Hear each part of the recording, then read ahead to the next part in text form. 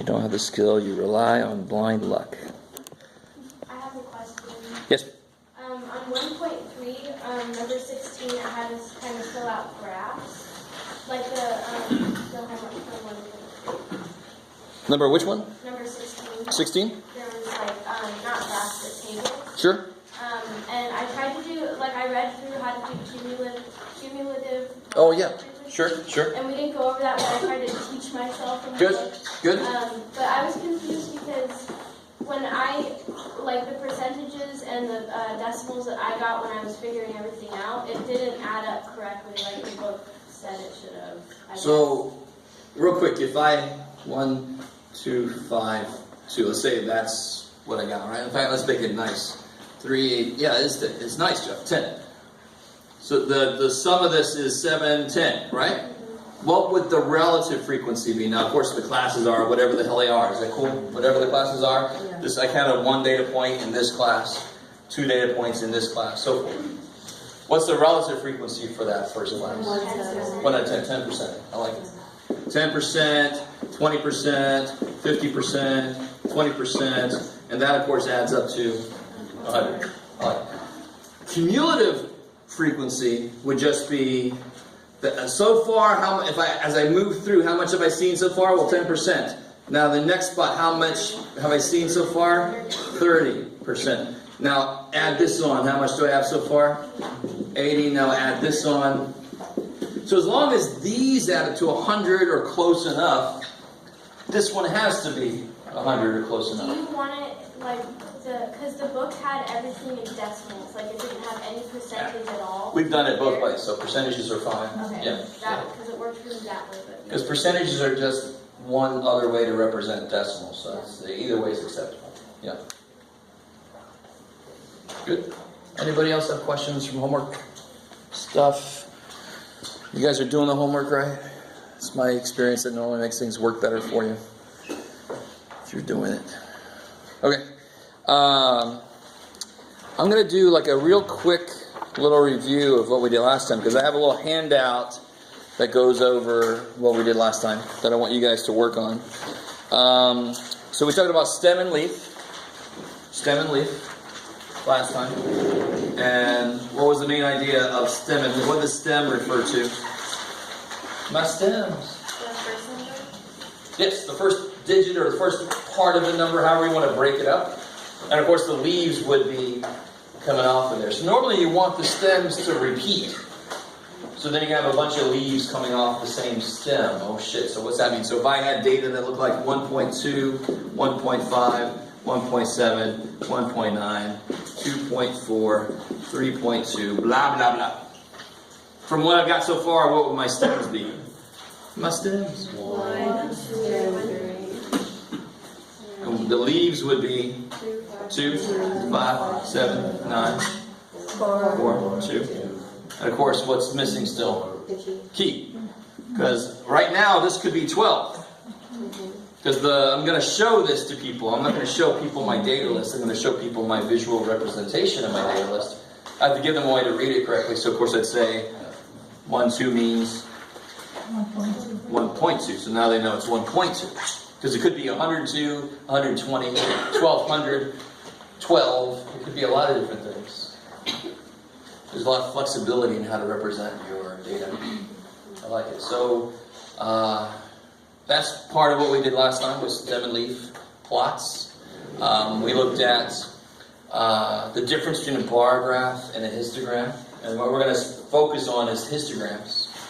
And that involved creating this relative frequency distribution, right? To be honest, you have to understand how to do cumulative frequency.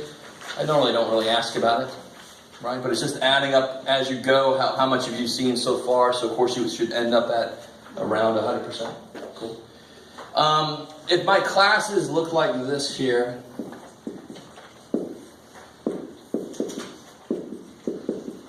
and then, thank you.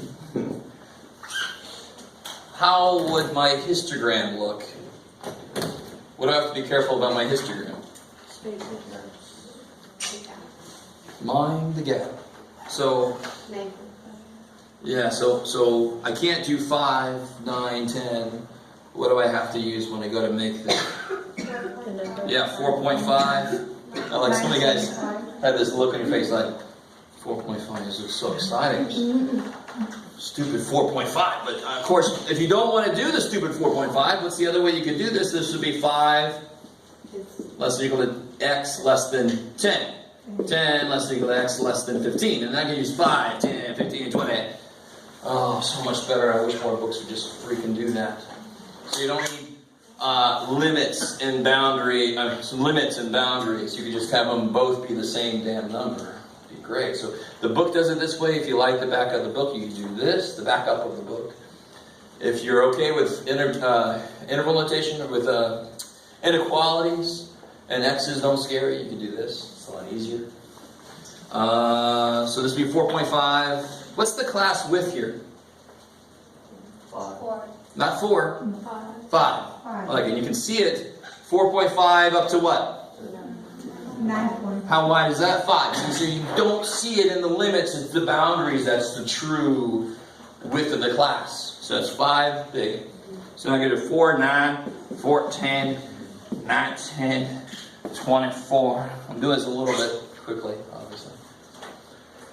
And then this one, if I want to use relative frequency, what kind of scale could I use? I mean, it's nice.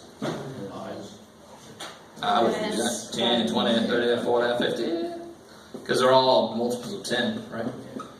And then you just relative frequency and then stuff in units, whatever this stuff is. And then this will be up to 10, this will be up to 20, this will be up to 50, and then it's 20 again. I mean, that's obviously not my lecture on histograms, but that's my review on the histograms. Now, how in the world, I gave you these. How do you calculate the class width? So this data went from 5 up to somewhere around 20 something, right? So if this went from 5 to 23, let's say. Minus what? 23 minus 5. 23 minus 5. And what's wrong with this? What's wrong with this? What would I tell somebody if they gave me this?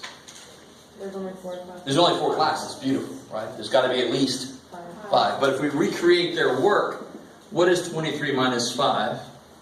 18. Divided by 4, 4.5. Rounds up to 5. So that's where they got the class with the 5 from.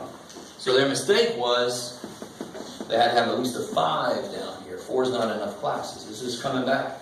It's been a little while since I saw you guys. Okay.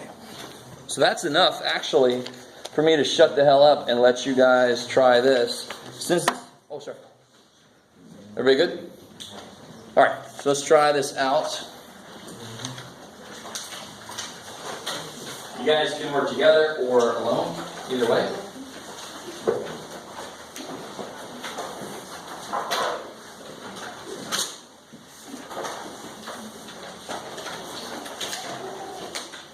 While you guys are working on this, I'm going to run back. How many of you guys have the graphing calculator today with you?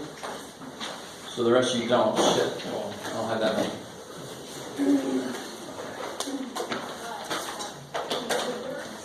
I'm going to grab what I have, because I want to show you how the calculator will help you out with the problem that's on the back of the sheet. Can I talk and count at the same time? You know I can't. Yeah. You've seen me not do that well. Looks like I managed it. What's up? Be confident? I'm confident in my inability.